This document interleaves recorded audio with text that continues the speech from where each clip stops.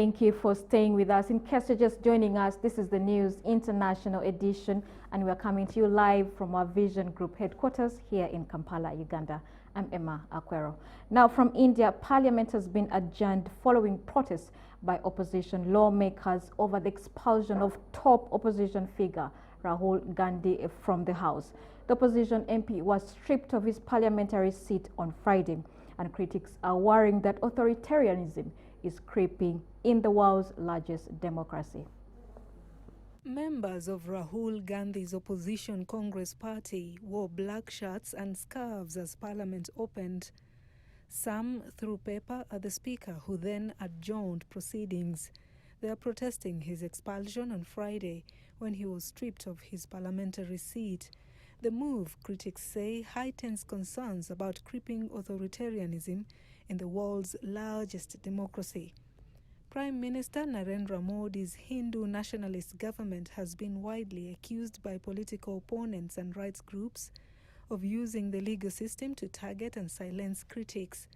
Gandhi's expulsion came a day after he was convicted of defamation in Modi's home state of Gujarat for a 2019 campaign trail remark seen as an insult to the Premier. Gandhi, 52, is the leading face of Congress, once the dominant force of Indian politics, but now a shadow of its former self.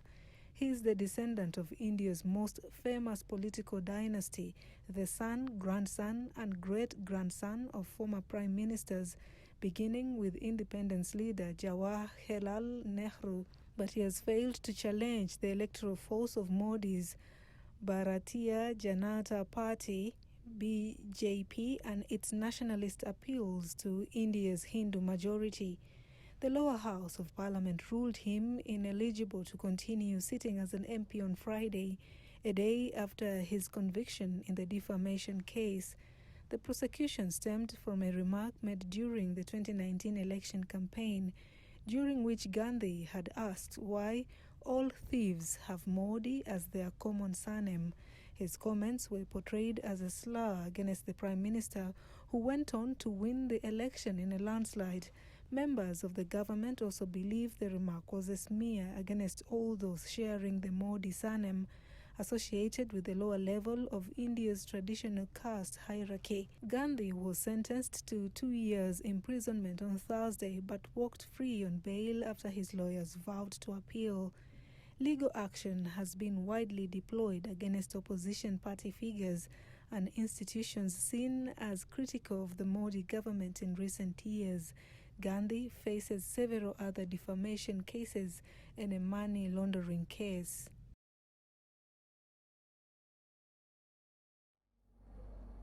A major strike has brought much of Germany's traffic, rail service and commuter lines to a halt as workers demand wage hikes in the face of rapid inflation.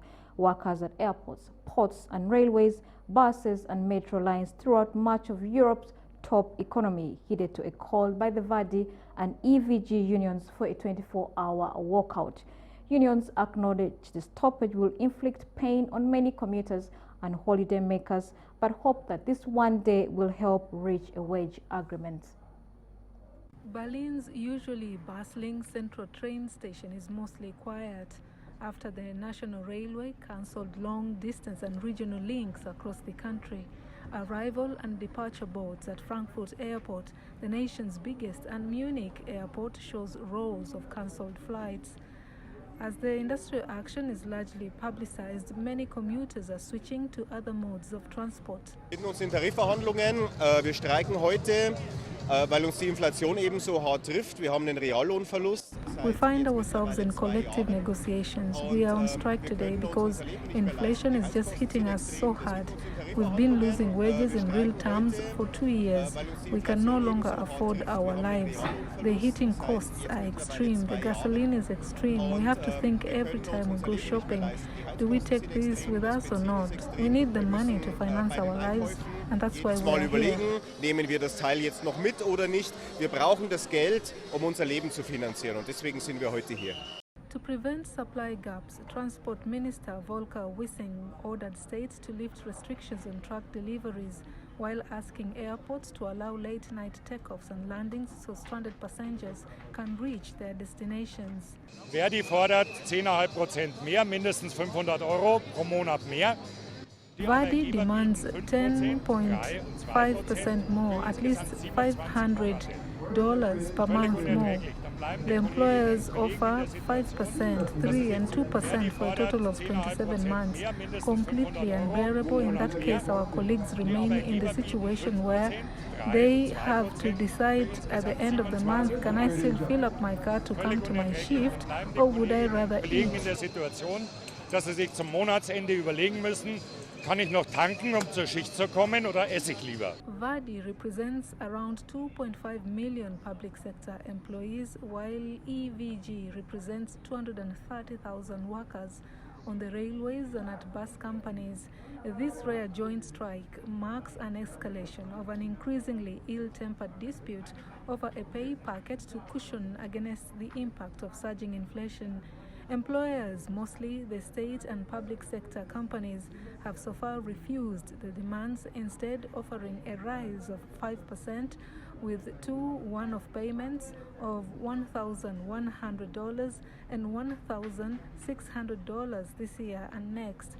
Verdi is demanding a rise of 10.5% in monthly salaries, while EVG is seeking a 12% increase for those it represents.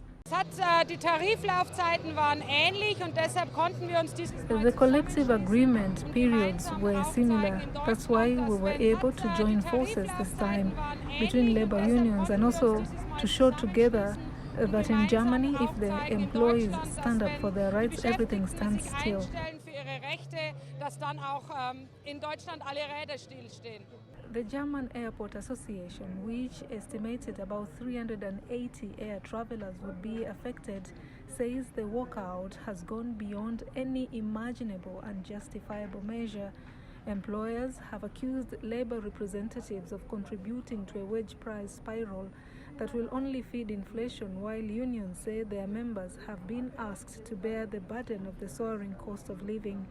As in many other countries, people in Germany are struggling with high inflation. It hit 8.7% in February after Russia's invasion of Ukraine sent food and energy costs soaring.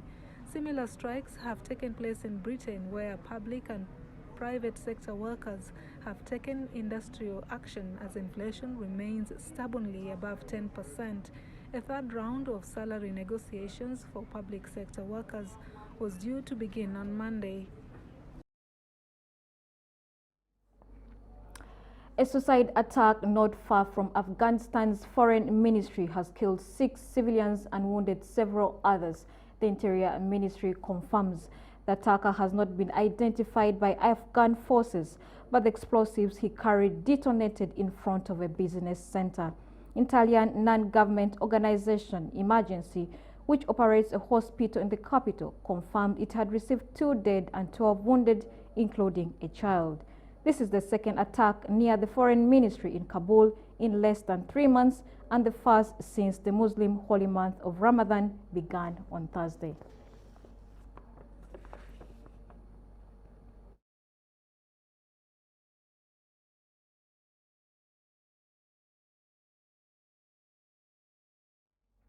And we've come to the end of our international news. Thank you for watching, and do have yourselves a fantastic afternoon.